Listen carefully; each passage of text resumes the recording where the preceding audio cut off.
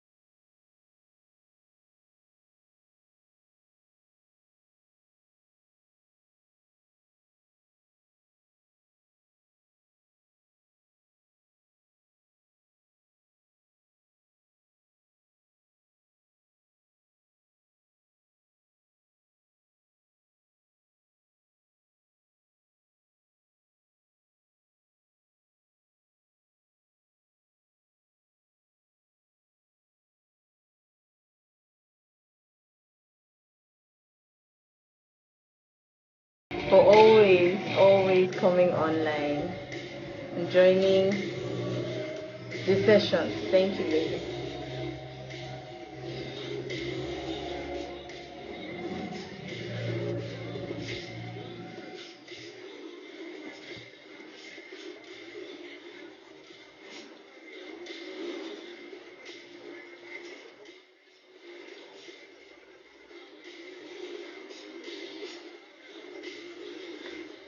Okay. That's been 2 minutes of just grooving. Alright, thank you for joining me today. Thank you for coming online. Thank you to everyone who'll be watching this later. Um, Today we're talking about self-care. I'm trying to get the right volume so that it can just be playing in the background. Right. Okay, I think this is good. So I hope you can hear me clearly. Thank you for watching, fellow intentional parents. My name is Desola. I'm a family life practitioner. I'm a parenting enthusiast. I'm interested in parenting, right? And so this has encouraged. Hi, sis. Thank you for coming online. Thank you for joining. This has made me put in the work. Okay. Apart from my training as a family life practitioner, my goal is to help people achieve wholeness. I'm particularly interested in parents because, well, a bit of it came out of worry for the next generation and understanding the responsibility and the weight of it all. Also, understanding that the adults that we see around us now, people that, hi Sandra, welcome, people that were not particularly as fellow adults, right, who do things that we are concerned about, or people in positions of authority who are not concerned about the welfare of the people they are supposed to be in charge of, representatives, people in offices, teachers, people who are supposed to know better, right? They do things and you wonder, where is this coming from? And to a large extent, it was signed, sealed, and delivered in their childhood, right? People are products of their experiences, they're products of their upbringing, they're products of their environment. That's why we say no two people are the same. If two people living in the same house, growing up in the same household, won't have those particular parameters exactly alike. Okay, so people are different, and then you find out that you ask yourself questions. Why did this person turn out this way? And if you can go to the source, then you can learn from that and fix it, right? And fix it in your own parenting journey. So you're raising an adult who is not like that person, who is self-aware, who is stable, who is mentally and emotionally solid, who is able to communicate their grievances without their fists, who is able to self-regulate, who is disciplined, right? So if you take all of that into consideration, then parenting is more of a calling, is more of a higher responsibility, because the truth is the child in your hand is the future. So if you don't do the work, if you don't package, present someone, a whole person to society, then you'll be compromising the future for the rest of us, right? So this conversation actually has to go far and wide. We have to speak up. We have to get involved, because someone mentioned on a video, on a session I was at, the person said, you don't know who is raising your child's wife, you don't know who is raising your child's husband, you don't know who is raising your child's boss, their supervisor, their teacher, their lecturer, their neighbor, their president, right? Who can actually make their lives more difficult than it should be. So parenting is something that should involve everybody. Every child is somebody's child, and we should all take responsibility for these children. So that is why I am here. Okay, long story short, that is why I'm here. That's why I do what I do. Apart from my daily responsibilities, I talk to parents, I meet with parents. In the course of this week, I've had discussions with parents just to help them make sense of things that I have been able to make sense of. And I'm still on that journey. If you know me personally, you know I have 2 young boys, and every day there's a challenge. This week I did something. If we have time, I'll tell you about it. Okay, I did something that really, really jolted them, and they were like, this woman is not like this. But we have to change the game. These children are not like us. They are an improved version of us. So we have to keep up. We have to be in step with them. We have to learn. We have to get better at this parenting thing, because they are sharper, they are smarter, they are faster. So we have to keep it up. So I did something this weekend, and we had a conversation today. We had a negotiation, and we were able to, because I had taken something away, we were able to reach an agreement, right? And we have that agreement, and it is a temporary one, and they have their own end of the bargain to keep up with. And I have told them, if this is not in place from time to time, then this thing will go away, and it will go away permanently. I'll tell you all about it if we have some time. But today we're talking about self-care and parenting. Like I said, parenting is hard. It's a heavy responsibility, and most of the time nobody tells us what to do. Nobody tells us how.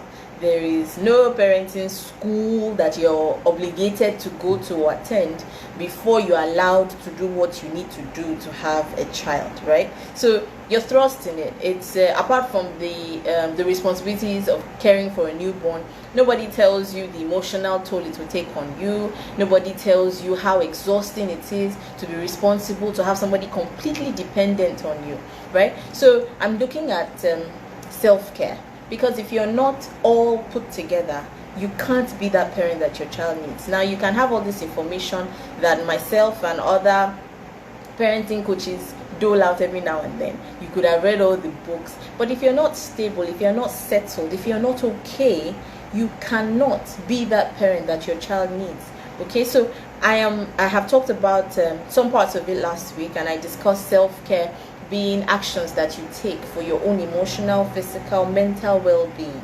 Okay, in this journey, I'm relating it to parenting, but that is self-care as a whole. It's just a series of steps that you deliberately take to look after yourself, to be whole, to be together. Now, as a parent, the responsibility is double, because you're taking care of yourself so that you can take care of your children. So if you're not whole, then you cannot be the kind, empathetic parent who the child will do something, and rather than you reacting, you choose to respond, you take a breath. If you're not together, you can't do that. You will lash out, and you won't like it after you have done it, but you would have done it. And what's done is done. You can't undo it. You can call them back and apologize, but if you find yourself consistently lashing out at your children, and you're not able to be calm and kind at them, to them, and then they do things, and your disposition is not compassion. Your response is God catch. I was going to translate directly from Yoruba to English. Let's not do that this evening, okay? I'm going to be together, but we're working on self-care, right? So your reaction to them is not coming from a place of empathy. You find out that you are not all right, and if you live in Lagos like I do, being all right is by God's grace, but there are things that you can do to be more all right than usual. So the more together you are, the more put together you are, the more okay you are, the better your chances of being an okay parent, a good parent, a responsive parent to your child. The more likely you are to notice that this child is not happy today. The more willing you are to say, have a sit down, let's talk about what your day was like. The more likely you're to say things like, okay, tell me if you could be anybody, right? Those open-ended questions that you could ask to initiate conversation. If you could be anybody, what would it be? And then have a long talk about this and that, or have them around you in the kitchen helping out. If you are not all right, you can't think of all of that. Those thoughts won't even come to you. It will be a case of just let me do the barest minimum and let this child just be, and let them leave me alone. But we're trying to be intentional. We understand that our actions and inactions have consequences. We understand that with the time that we have with our children is limited. We're not going to die. Okay, that's not the import of that statement. But the time that you have with them, where everything you say, most things that you say are not questioned, the opportunity you have with them to instill values is very limited. Because once they are able to go outside and interact, then they are comparing what you're saying and what you're doing with what other people are saying. And if you've not given them that backbone, that solid foundation, then they are confused. And then if you don't have a relationship, somebody said parenting is making a connection. And how does that connection come about? A relationship, communication, consistent, intentional communication building, a relationship building, right? So if you don't have that, then you're not guaranteed that they will come back to you when they are confused, when they've been told things that are contrary to what you've told them. They are not going to come back to you and say, Mommy, I heard this today, but you said A, I heard B, can we talk about it? They won't. If you don't have that cordial relationship. And let me quickly chip it in here, because I witnessed something today and I was very concerned, right? A little girl being beaten by her mom, right? And she beat this girl, probably 5 or 6, and I was agitated, and I've tried not to be butting into those kind of things, because I asked myself, if I explain this to this lady today and she lets this child go, have I been able to communicate the principles behind it, right? So if you don't have a relationship with your child, if your child is exposed to a predator, for instance, would this child come to you? Now, you can't be nice and smiley with your child today and beat them tomorrow and consider that a relationship. There's something wrong with that description. That is not a relationship. A relationship is that even when you're laying down the law, even when you're telling your child, no, you can't do that, this is the consequence for this action, there is no bitterness. They can be upset. That's a human response. They can be sad that a privilege has been taken away, or they have been told to go to their room, or they've lost access to your room or something, for instance, right? If they can be upset, and that's okay. You can't tell somebody who you have done something that they don't like to not to be upset about it. This African thing of beating children and telling them not to cry, I don't understand it. You have caused somebody physical pain and you are telling them not to cry. Pick a hustle. It's either you want them to react or you don't want them to react. That's about that. And we're still going to self-care. I'm just trying to lay a foundation, right?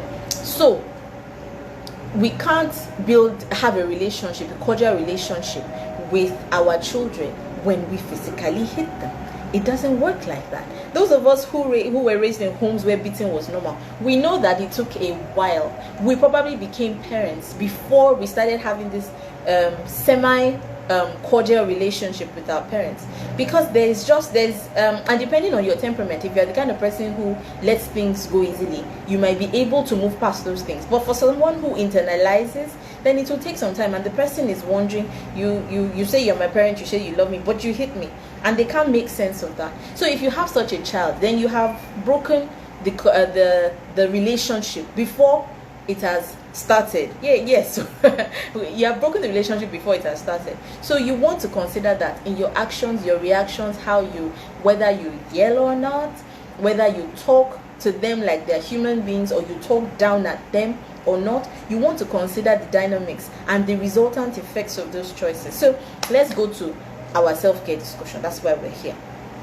So we talked about self-care last week, and we said last week Saturday, we said self-care is any activity that is deliberately done to take care of our mental, emotional, and physical health. So today I'm talking about engaging these children. So you want to have you're raising children who can take care of themselves, okay? So you want to intentionally guide them in that direction, okay?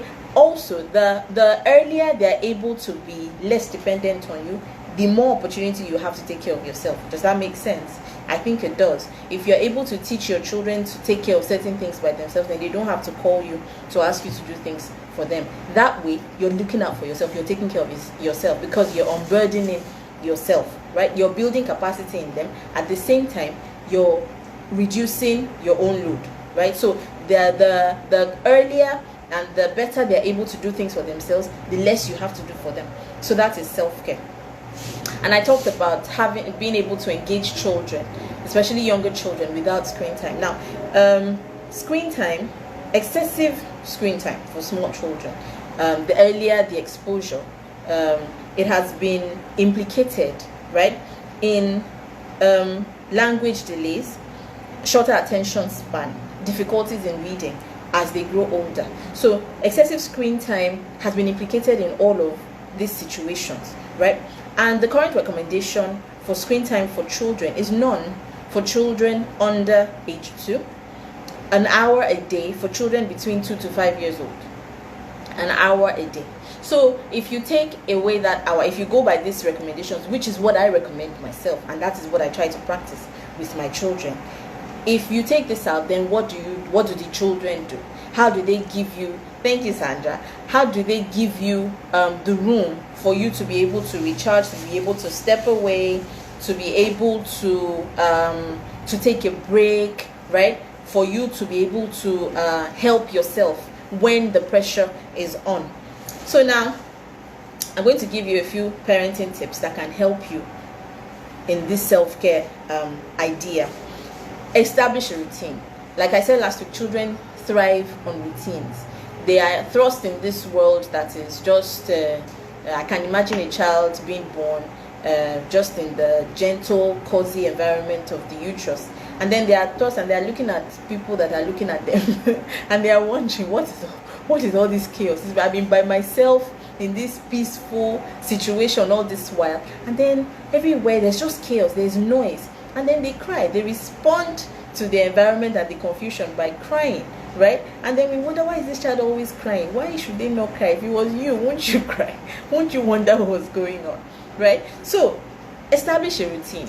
Children need structure. Structure is what guides them. If you're trying to raise a child who is disciplined, you have to teach that child structure, right? And how can you help them understand structure? Establish a routine, right? Sit down, put it where they can see it. They need to know that this is what they are supposed to do next. If they are able to come to that realization by themselves without your input, then you are releasing control to them and taking back your time back, right? You're taking your life back. Yes, organized chaos. That's right, Sandra. You're taking your own life back, right? You are investing, and that is the goal now. Is not to just leave them to themselves. That's why excessive screen time is not a good idea, because it's easy to put children in front of a TV for hours on end and have them just absorb and absorb and absorb. But like we have learned, it is not ideal for them. It's not the best for them, especially when they are very young. Okay, so establish a routine, schedule, make a list, organize. Let there be a system. A system will help you not to have to put so much in your own mind, right? A system would assist you to achieve that. Like I like to say, set alarms. I said it last week, I believe. Set alarms. Let there be multiple alarms on your phone. That way, you don't have to memorize. The less you have to think about, and then the less errors, right? The less opportunity for errors. Once you have set an alarm for lunch prep, for instance, you set an alarm at say 1 o'clock for lunch prep. Wherever you are, that alarm comes up on your phone. You know you have to make arrangements. If you need to make a call, if you need to physically prepare the food or something, your wake up time. Recently I did something on my phone. I set my phone to wind down at 10 p.m. My hours are off. I don't know, they are odd. Okay, I'm a night person, late morning person, but I set my phone to wind down so that it will help me. Have I been winding down? I think so, not as effectively or as much as I would like, but because my phone is now grayscaled from 10 p.m., then there isn't much I can do. I can't even see colors, right? The first night I changed it. I changed it very early in the morning because I needed to do something on my phone. I couldn't see colors. But it will help you. It would help you to organize yourself. So utilize this computer that is your smartphone in your hands and set multiple alarms for everything. It would organize things for you. Also, it's important to take shifts. As a parent, you want to share the burden. So you have a co-parent, you have a nanny or somebody who can take the load off you. We're talking about self-care. Also, it's important to let go of the little things. I'm going to give you a list of things you can do to occupy your children, and you're going to have to promote your eye. That's the nicest way I can put it. I am learning to do this too. You have to let go of the little things. There will be a little bit of disorganization, a little bit of wet floors, a little bit of scattered things and stuff. You're trying to get me time. You're not looking at who is catching what. As long as the space is safe, you remove your eyes. Look elsewhere. Look at a book. Shut your eyes. As long as the children are safe, they're in a safe environment. Let there be a little bit of disorganization. They're learning. Okay, they will learn to pick up after themselves, but if there's nothing to pick up, then how can they learn to tidy their space? Okay, so you have to let go of little things. Also, it's important to set ground rules. Now, depending on the age of your children, you want to be able to communicate what is okay and what is not. So there should be ground rules, there should be house rules, there should be things that are allowed, things that are not, and you have to be consistent with it, because it can't be allowed today and then not allowed tomorrow, or it can't be wrong today and then okay tomorrow. You have to be consistent with it. That is part of the structure that they need, so that they are not confused. Yesterday I didn't take my place to the kitchen and mommy didn't say anything, and then today I didn't take it and then mommy is on and on about it. It should not be that way, so that you don't confuse the child, especially when they are young, when you're trying to teach them what they should do and what they should not do. Make sure you're consistent with it. So ground rules, house rules, let it be communicated. Let the consequences for infractions be communicated. If you need to write it down, if your child is old enough, let them write it down by themselves. That's even more, that's a contract. They are the ones that wrote it. That means they agree, right? So let them put it where they can see it, so that everybody is in agreement. This is what we do, this is what is okay, this is what is not. So going to the tips for engaging and occupying the children, look out for what interests them. That can be a pointer that can tell you what they would gladly do for hours on end. Okay, and if they're able to be engaged by that, then you are free to do whatever it is. You can catch up on work, you can catch up on a movie, you can do whatever it is you want to do with your own free time. So look out for what interests them. That can actually help you, and you can jump a few hoops rather than trying this and then they're not interested, or trying that and then they're not interested. Now, drawing and coloring is very good for children. For children between 2 and 5, let them draw. I like to say, draw me 5 animals. They draw the cheetah, they create something. There was a time my son created something, a mixture of what was that? A hyena, and it is of no importance to me. The animal has been drawn. It has taken a few minutes to do that. That time he has been gainfully occupied and everybody is happy. draw and color. You can look for old notebooks. You can get sheets of paper that you're no longer using. Let them use the back. You don't have to buy paper for this. You don't even have to buy a coloring book. You can just get them sheets of paper, let them sit comfortably and just draw, and buy crayons. Buy non-toxic crayons. Let them enjoy, let them explore, right? You can give them targets. You can say, if you can draw the biggest house, right? Let them go creative with it. That is something that would engage them. And while they are occupied, you can do something else with your time. Also, for children about between 6 and 13, those that can write and articulate their words very well, let them write stories. Tell them to write a story. Let them think of a concept. You have taught them about patience or something. You've had a conversation about love, about a family value or something. Let them write a story around it. It is engaging. It is something that would occupy their mind, and it is something that they will spend time doing. That time, again, frees you up to do something else. Also, after writing the stories, they can transform it or translate it to comics. They can just draw little stick people or actual people or whatever, depending on how artistic they are. They can draw and then make comics out of these stories. Now, you can move up by publishing these stories on a blog.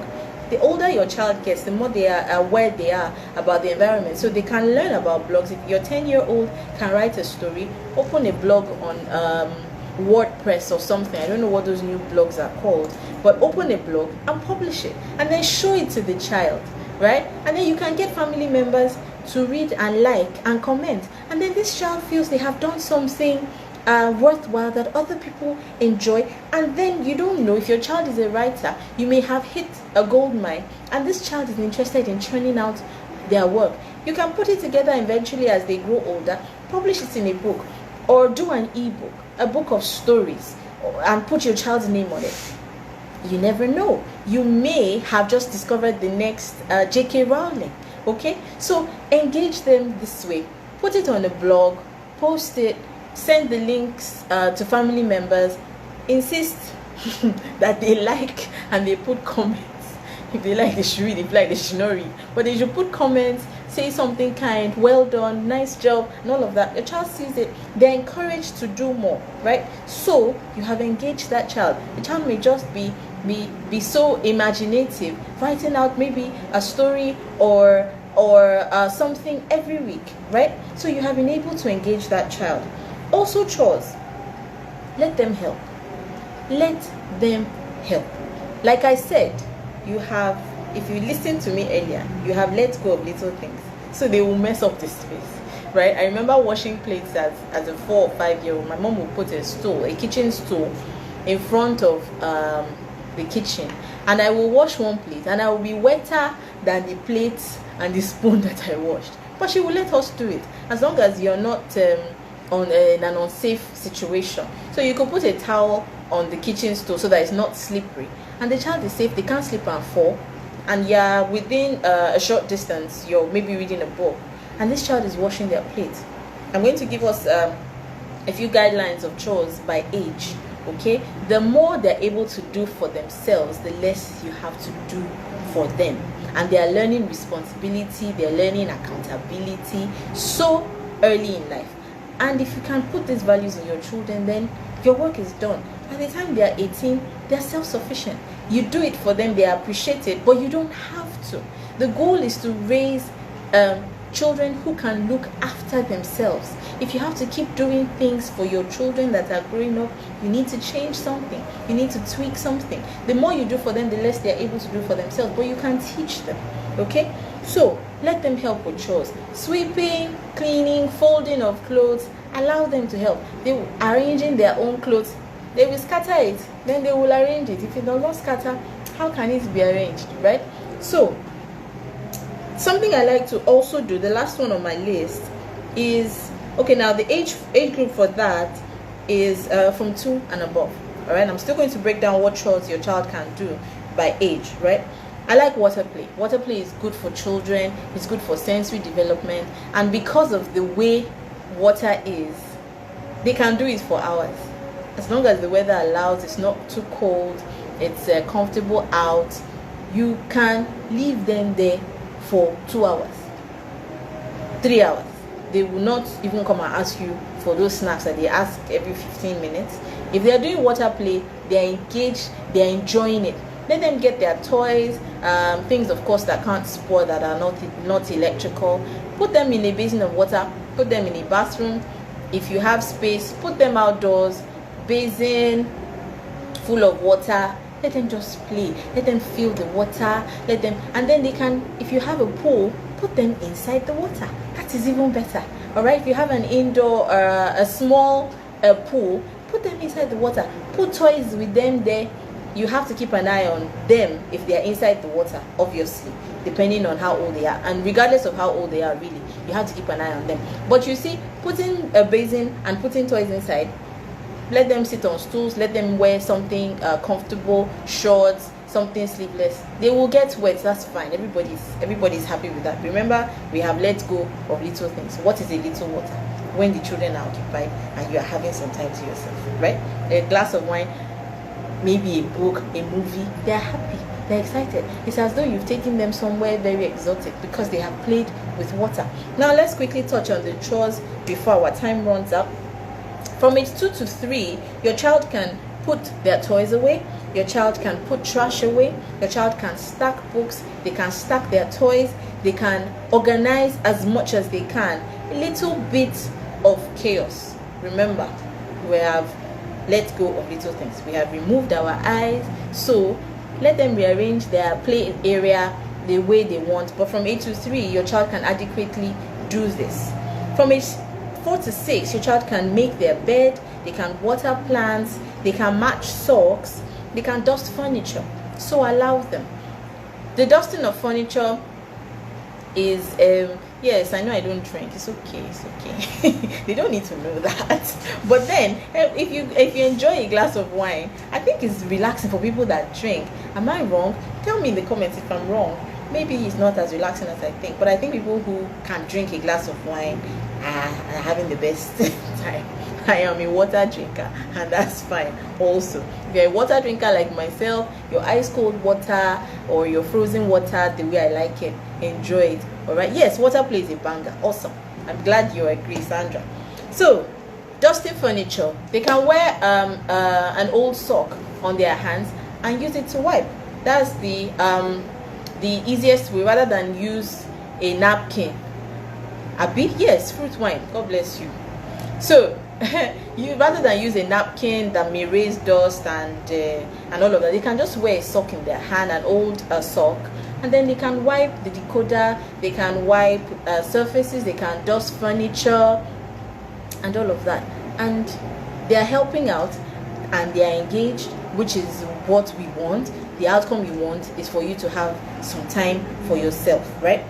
From age 6 to 7, they can fold laundry, they can wash dishes.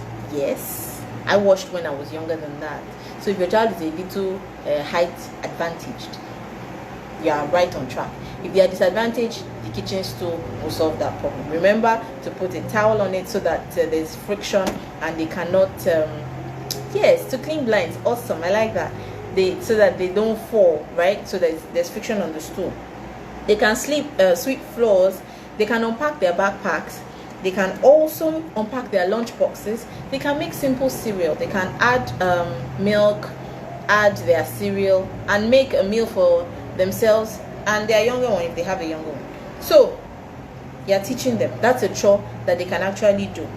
At age plus, they can hang and fold clothes, they can make sandwiches. Remember, they're the ones eating it, and we are letting go of little things. So whatever they put inside, God bless them. Let them eat. It's not you that is eating it, so just remove your eye. Again, remove your eye. It's like I'm talking to myself, but let's just roll with it. Let go of whatever it is, the way they make it. Let them eat it like that. It's fine. They can mop floors, they can organize their closets, they can have them bring out their stuff and put it back the way they want it. They can wash the car. Yes, it may not be clean, but they can wash the car. You can give them a bucket of water, some soap, let them wash. They will get wet. We have let go. That is a little thing. We have let go of it. They can wash the car. You can give them a hose. They can hose down the car. when they are doing that, they are not looking at the time. They are not asking you for snacks. They are not even asking those questions that can get exhausting very quickly. They are engaged. They are occupied.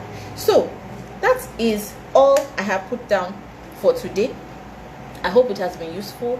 I hope somebody has picked something that they can use to engage their children so that they can have some me time and have some recharge time. I said I would tell you what I did to my children the other day. I removed the TV in their room because it was getting, we were repeating. Awesome. See? Oh, yeah, Gen1 already. I am proud, super proud of you. Beautiful. Yes. Fantastic. My 8-year-old likes sausages. So now I put sausages on the stove and I walk away. He's able to fry it and turn it around until it cooks. So awesome. Frying eggs. Yes. Beautiful.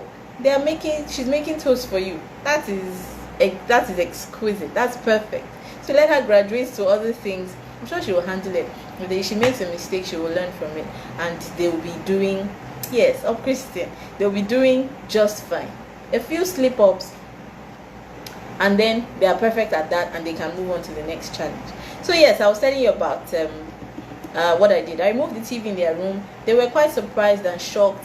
Mommy is not usually this terroristic, quote and unquote, but I had to do it because I needed to get their attention and get them to a conversation about ground rules and house rules and reminding them of what is accessible and what is not. And I got their commitment going forward, and we also have an agreement that if there are infractions on these ground rules, now there's an accommodation for mistakes. If you make a mistake, you apologize, you correct your behavior, and it's forgotten. Because I'm human, everybody makes mistakes.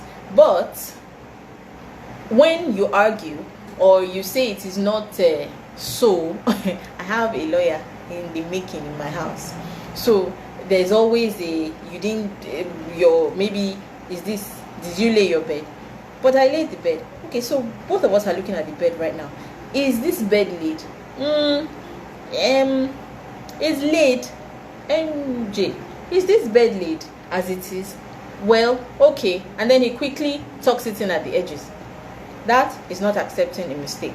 So if you are caught or you are informed of an error or something, then you apologize for your error and then you correct the action and change your behavior.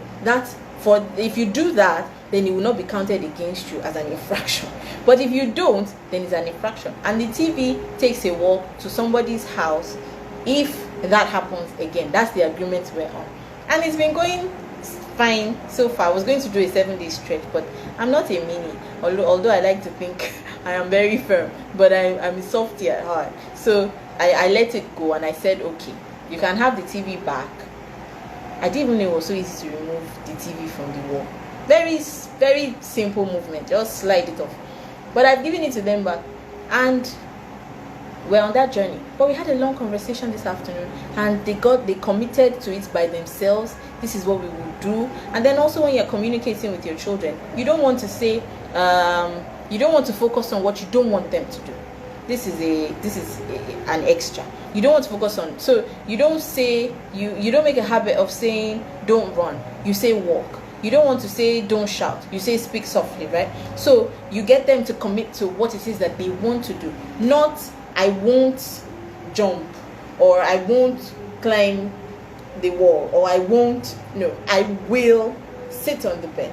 I will tidy my space. I will, so that they are aware of the positive aspect. What you want them to do is what they are thinking about, not what you don't want. Because if you mention what they don't want, the don't doesn't play a significant role, because they are still hearing that negative, that action that you don't want. You're still mentioning it. So you want to focus, train yourself with enough practice. You will get there.